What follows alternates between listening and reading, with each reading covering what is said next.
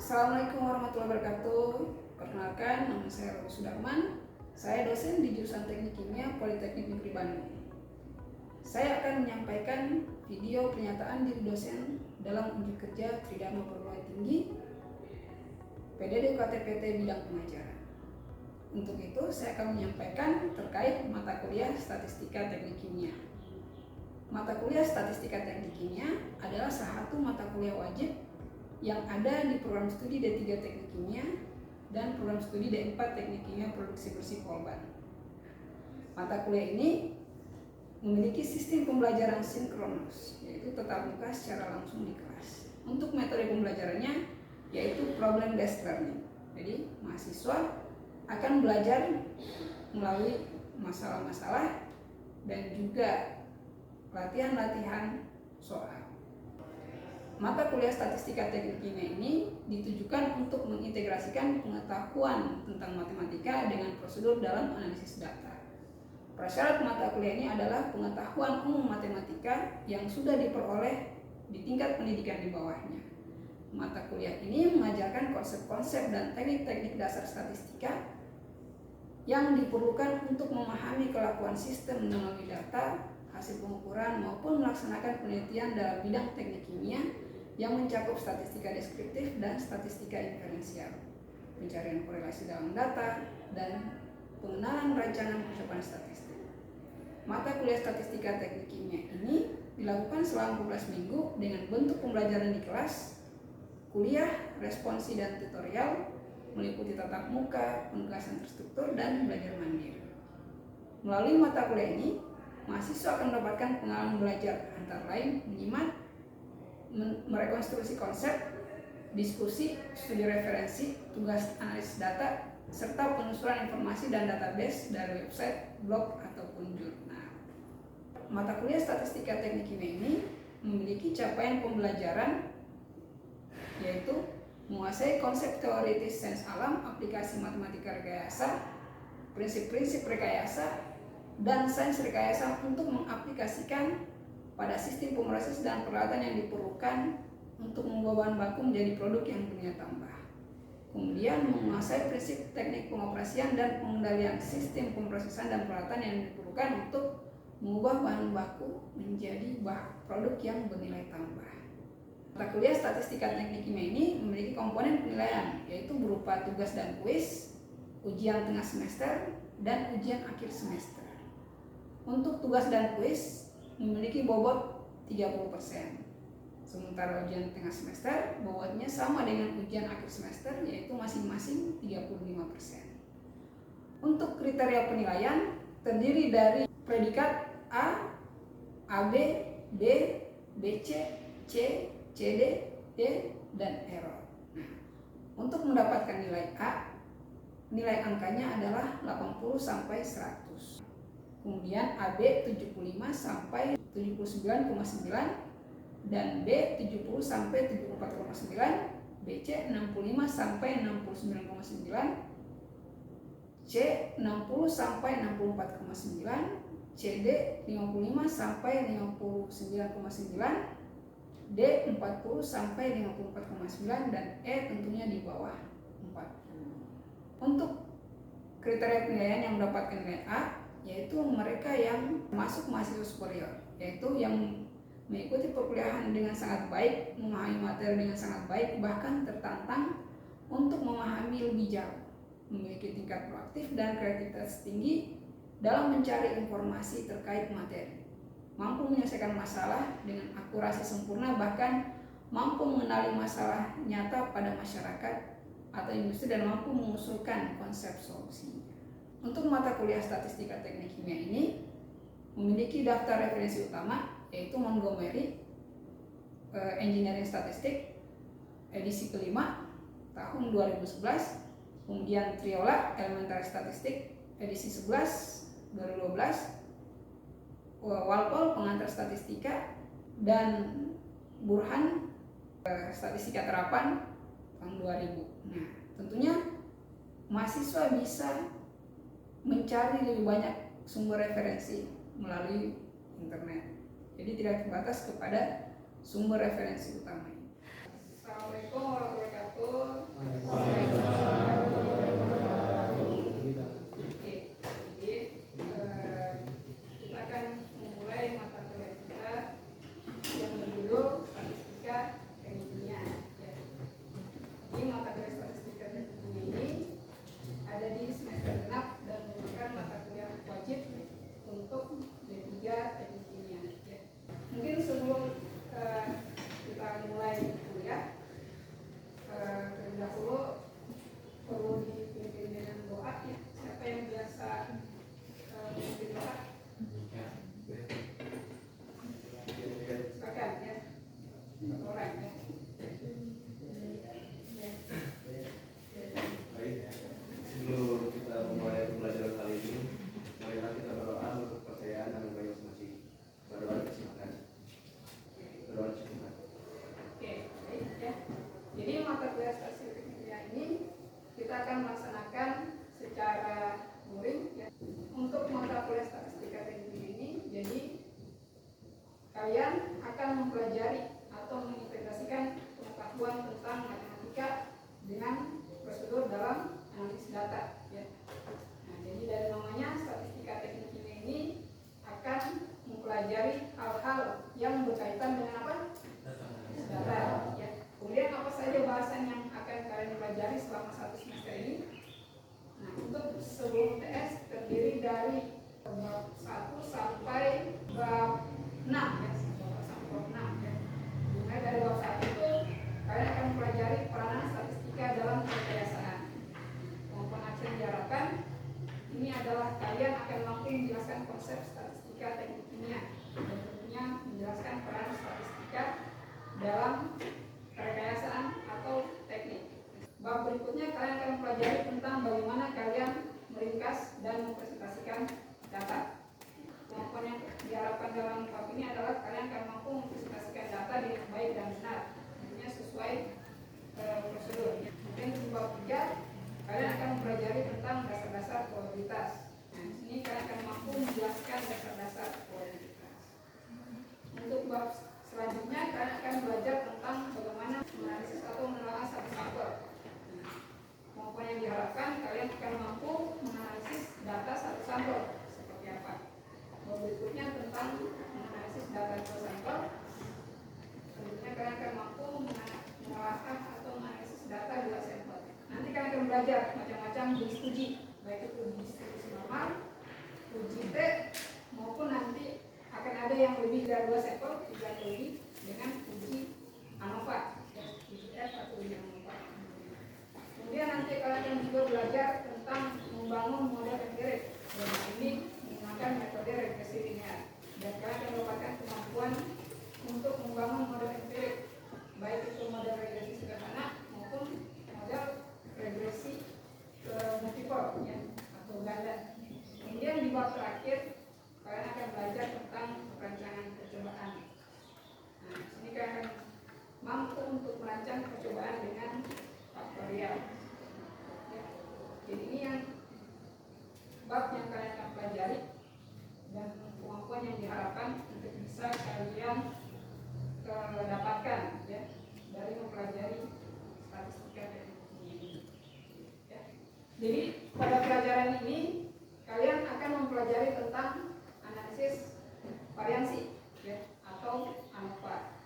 Ini mungkin saya sekedar menyampaikan kembali terkait statistika yang kita pelajari. Nah, masih ingat ya, statistika inferensial tujuannya buat apa? Siapa yang bisa? Yang di depan bisa ya, silakan. Apa tujuan dari statistika inferensial ini sebenarnya? Ya.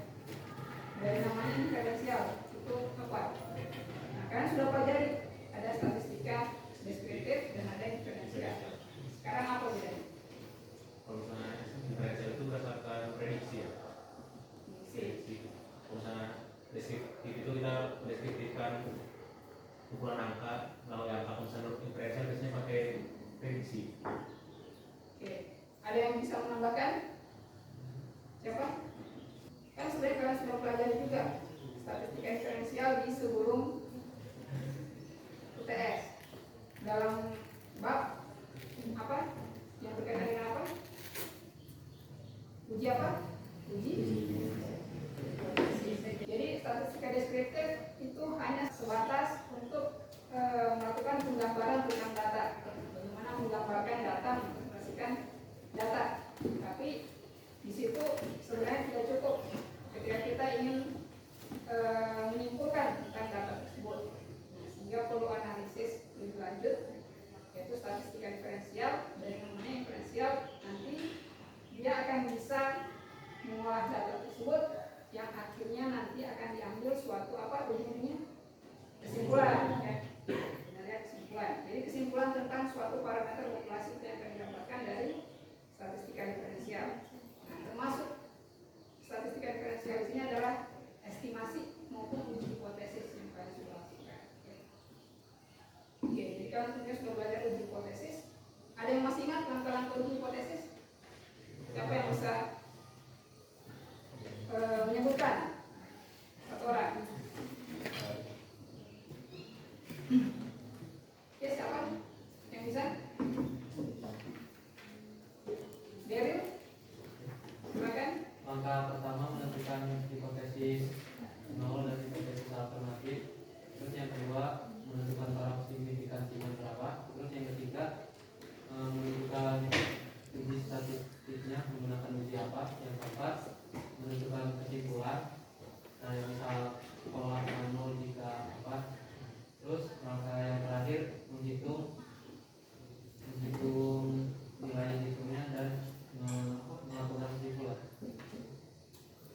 Melakukan kesimpulan.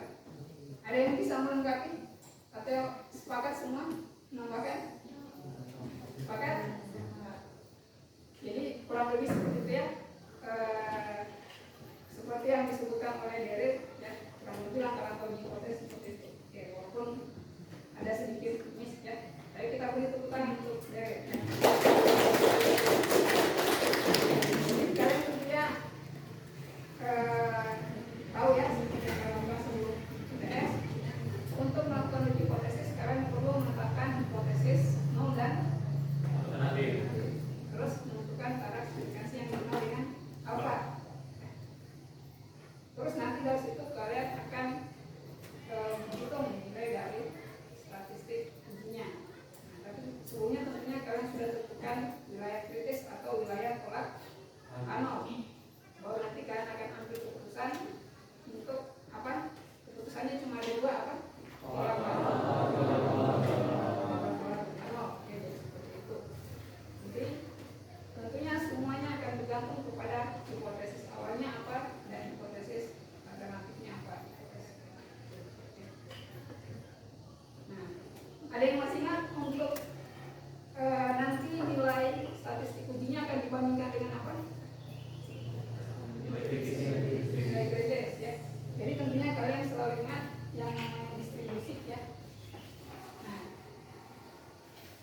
distribusi pasti kurvanya seperti ini, ya. Baik itu yang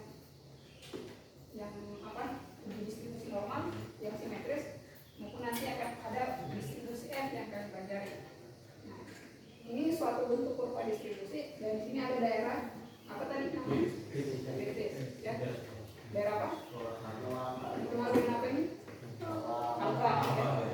Nah, terus batas daerah alfa ini adalah nilai kritisnya. Nanti baik yang sudah kalian pelajari apa? Z kritis, F, maupun nanti ada yang juga distribusi C-square, ya, X kuadrat, ya. Jadi tentunya untuk bisa ini adalah daerah alfa ini adalah daerah apa? Tolak anol, ya. Jadi untuk menolak anol tentunya nilai statistiknya harus berada di daerah alfa. Nah, berarti harus dia lebih dari apa? Dari nilai kritisnya, ya, dari alfanya. Kalau dia lebih pasti jatuh ke daerah tolak. Sementara kalau kurang berarti akan jatuh ke daerah gagal tolak, ya. Jadi selalu seperti ini uji hipotesis, ya, pasti seperti ini, ya. Kalian akan melihat apakah hipotesis kalian jatuh ke dalam daerah penolakan ataupun daerah gagal tolak. Nah, kemudian berkaitan dengan ini seperti ini gambarnya seperti yang dilihat di slide sini. Di sini ada daerah rejection, ini nilai progresnya, dan ini adalah nilai gagal. Ya. Tentunya kalian nanti akan melihat juga selain nilai statistiknya, nanti akan ada nilai p-value-nya atau probabilitas sampel nilainya ekstrim seperti itu. Nanti akan dilihat, tentunya kalau dia kurang dari alfa, maka bandingannya adalah p-value adalah sama apa? Sama alfa ya. Jadi kalau dia kurang dari alfa, pasti dia jatuh ke daerah gagal, ke daerah tolak ya. Nah, sehingga pasti p-nya kurang dari alfa atau lebih kecil daripada alfa, maka dia hasilnya akan tolak. Sebaliknya kalau dia lebih besar dari alfa, maka dia gagal tolak. Nah, berkaitan dengan analisis variasi, maka kalian akan mempelajari terkait distribusi F. Nah, distribusi F ini akan membandingkan hipotesis dua variasi populasi. Nah, kalian ingat variasi simbolnya apa kalau populasi? Populasi. Ini apa namanya ini? Baca deviasi. Kalau variasi? Pangkat 2, benar ya? Gitu ya. Jadi ada standar deviasi dan ada variasi ya. Yang nantinya tentunya ini standar variasi populasi akan diwakili oleh variasi sampel atau S kuadrat. Untuk uji F ini akan membandingkan antara variasi dari dua populasi atau dua sampel ya, sehingga rumusnya adalah S1 kuadrat dibagi S2 kuadrat ya, sesuai di papan. Nanti ketika kalian akan menghitung nilai kritisnya, kalian akan melihat ada yang namanya derajat kebebasan ya. Nanti akan ada derajat kebebasan 9, berarti yang terpenggilan ya di atas ya, dan ada derajat kebebasan penyebut ya. Nanti ini sebagai P1, ini sebagai P2 ya, sehingga nanti nilai F kritisnya itu sama dengan alfa, P1, P2 ya, seperti itu. Nah, jadi kalian tinggal melihat sama tabel, kalian akan melihat tabel untuk menentukan nilai F kritisnya seperti apa ya. Kemudian di graf freedomnya kalian tahu ya, berarti N1 ya, seperti ini, seperti itu ya. Distribusi F bentuknya ini ya, bentuknya adalah tidak simetris ya. Dia condong ke kanan, terus dia nilainya tidak ada negatif ya, berarti dia nilainya selalu apa? Positif. Kemudian bentuknya bergantung kepada apa ini? Ego freedom ya, kalian bisa lihat. Berarti derajat kebebasan yang berbeda, bentuk rupanya kan berbeda juga ya. Tentunya ada yang paham maksudnya bagaimana menginterpretasi tes statistik. Jadi kalau tentunya dia dua populasi punya variasi yang sama, kira-kira bagaimana? Rasionya bagaimana? Bukan satu. Oke, karena dia sama ya. Kemudian tentunya kalian juga bisa melihat nilai F ini akan menjadi bukti. Kalau misalkan dia semakin jauh perbedaannya, maka tentunya nilai apa variasinya semakin jauh, semakin besar ya. Seperti berarti akan banyak perbedaan antara dua sampel tersebut. Ini bentuk yang kalian bisa lihat ya, ada banyak di film di sini. Nah, kalian akan membandingkan variasi dua populasi. Tentunya dimulai dari uji apa? Menentukan apa? Lorenzo ya. Nah, kalian kita kasih contoh satu ya seperti ini. Tentunya apa yang kalian perlu ketahui untuk mengerjakan soal ini? Kalian akan melihat apakah ada perbedaan dalam variasi berat ya dengan level signifikansi 0,1. Kalau level signifikansi 0,1 berarti itu apa? Oke, dia berarti tingkat kepercayaannya 90%. Nah, dan alfa ini menunjukkan daerah tolaknya tadi, dia adalah 0,1. Yang ditanyakan adakah perbedaan dalam variasi berat? Sehingga tentunya kalian akan melakukan uji apa tadi? Uji F. Ya. Langkah apa yang pertama kalian lakukan? Ini ada dua sampel buat menentukan variasi masing-masing. Untuk menentukan variasi itu rumusnya apa? Dimulai dari apa?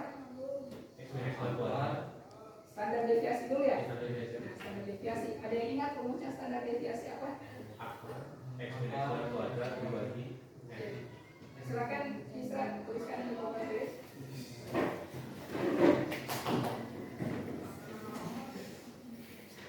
Oke, jadi apa yang perlu kalian ini ya.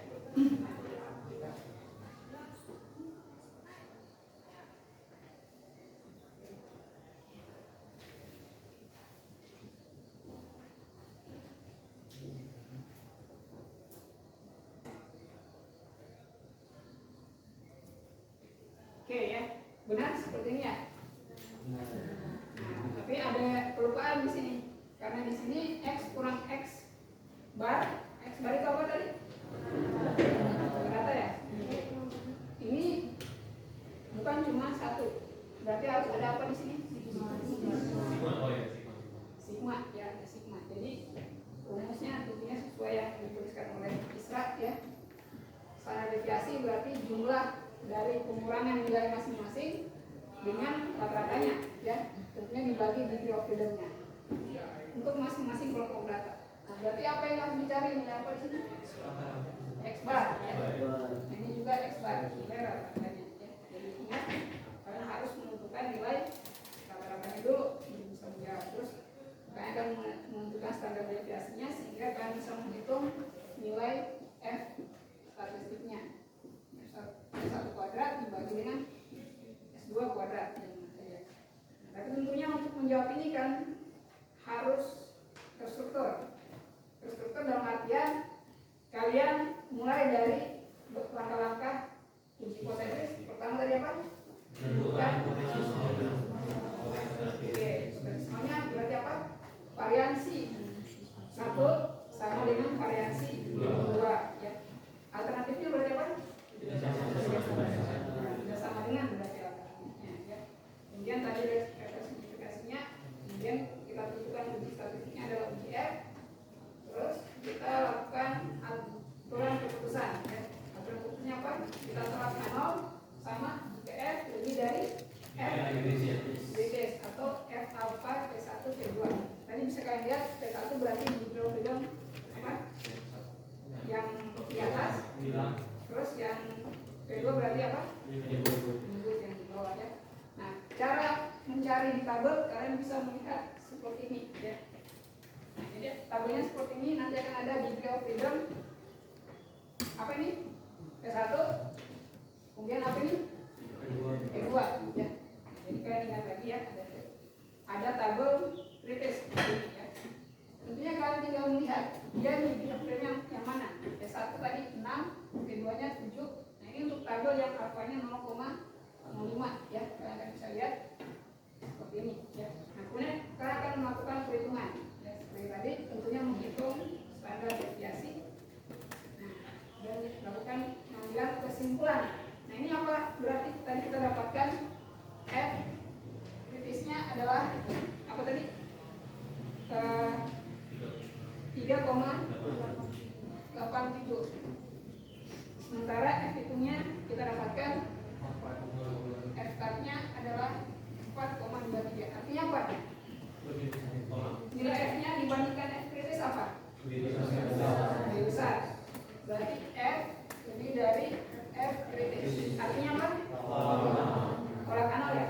Oke. Berarti dia akan jatuh ke daerah tolak. Nah, tapi bagaimana kalian membahasakan tadi? Kita terapkan artinya apa? Terdapat variansi atau perbedaan dalam variansi berat tadi ya. Jadi ada perbedaan berat atau variansi berat untuk kedua populasi atau sampel tadi ya.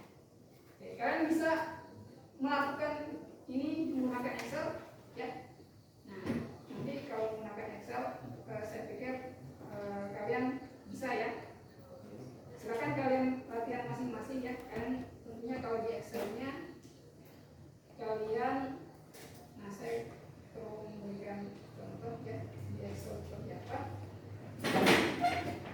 Sebagai latihan kalian mengetik ulang data yang tadi ya. Nah, yang tadi kalian ketik ulang di Excel kalian masing-masing. Kalian kan bawa laptop ya. Kemudian kalian melakukan perhitungan uji F ya.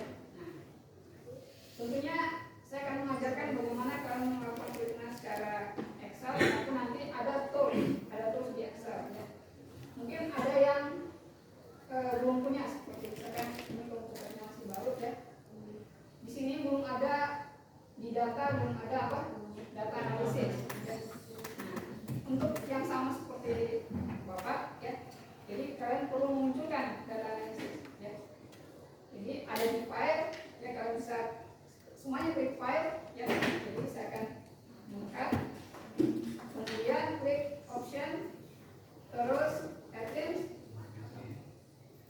terus nah di sini kalau ada berarti nanti akan muncul di sini inactive application ya.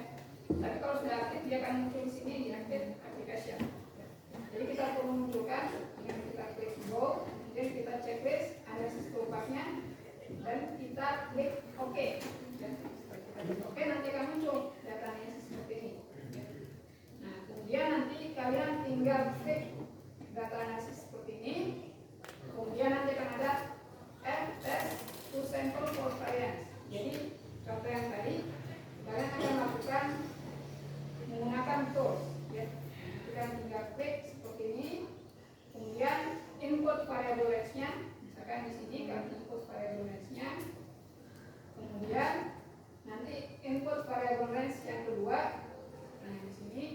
Nah kalau kita input dengan labelnya, maka kita checklist labelnya ya. Kalau kita tidak input dengan labelnya, cuma nilainya saja, maka kita tidak perlu men-checklist labelnya seperti itu ya. Kemudian kita tetapkan nilai alfanya yang sesuai dengan soal. Kemudian nanti outputnya kalian bisa taruh di sheet baru ataupun di sheet yang sama ya. Untuk sheet yang sama kalian pilih output range ya. Nanti akan muncul di sini misalkan ya, akan muncul ketika oke, nanti akan muncul datanya ya. Nah seperti itu. Silakan semuanya mencoba ya kan. Nah, jadi ada yang semua sudah ada Excelnya ya. Mungkin bisa diperlihatkan ke saya Excelnya sudah dicoba ya. Oke, ya. Data analisis ya. Untuk Excel-nya ya. Semuanya juga sama ya seperti yang tadi saya contohkan. Kalian menggunakan tools gunanya tersebut apa? Kalian bandingkan dengan perhitungan manual kalian ya. Jadi walaupun sudah ada tools, tapi kalian harus tahu, harus paham konsepnya ya. Nah kemudian sini ada latihan soal mungkin yang nanti kalian bisa kerjakan. Oke, jadi kalian mengerjakan tugas ya yang sudah diberikan. Saya pikir sekian mungkin kuliah dengan kita. Mungkin sebelum kita akhiri silakan ditutup dengan doa.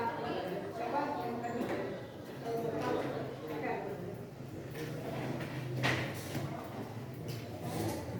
Semoga sudah selesai. Semoga ilmunya dapat kita pakai dengan sebaik mungkin. Untuk doa kepercayaan dan diskusi persilakan. Oke, ya. Jadi semoga ilmu yang akan saya pelajari hari ini bisa masuk ya, dan juga kalian bisa aplikasikan.